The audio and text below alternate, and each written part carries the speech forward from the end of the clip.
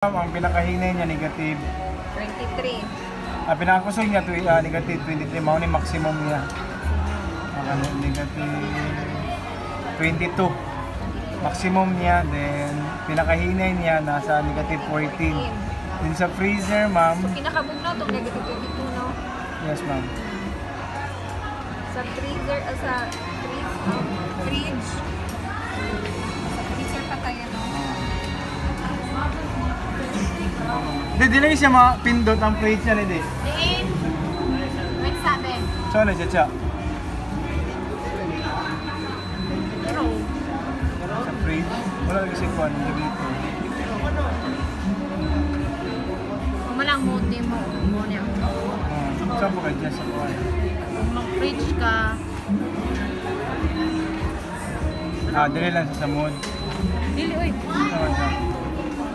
Kung normal lang taan na siya. Anak lang, normal lang ta. Dili lang dapat ang mag-like. Mamulay dapat mag-like diri.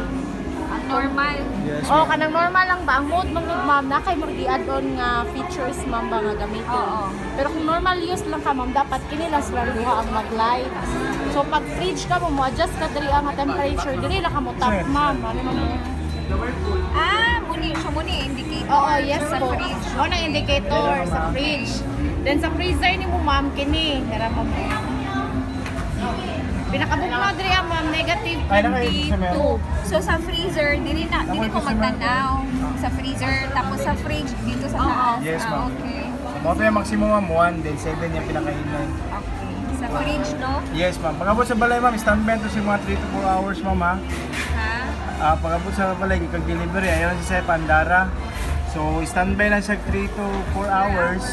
After 3 to 4 hours, ma'am, pag permiro na itong gamit, saksa ko siya 2 ka oras na walay sulod.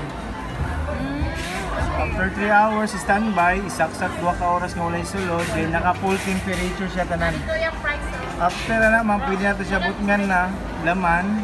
Then, ikaw na ibala kung sa'yo mong gusto i-adjust sa temperature. Para ito yan, mama. So, normal lang po mag-init yung kilid, mama. Then, check na ito, ma'am. Bugnaw na siya, ma'am.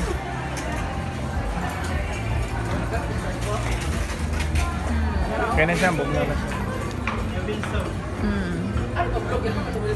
Ano naman siya yun, no? Pero limpyuhan siya yan, no? Pero di non-froze na, diba? No-froze. Oh, no frost na siya. Pwede ito, maglapo na lang. So, kasi siya, no frost na siya. Wala siya kailangan i-defrost.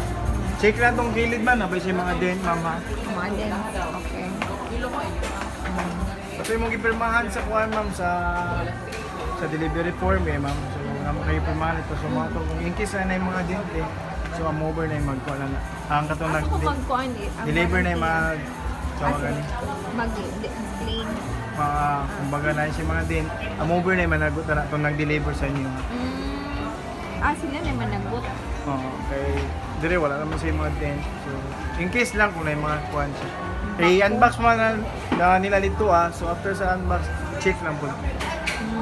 Check lang body, ma'am. Oo, sige. Kuya, kadali lang. Ay, Pasensya na. salamat din, mama. Pasensya na. Ako lang i-review ang kuan.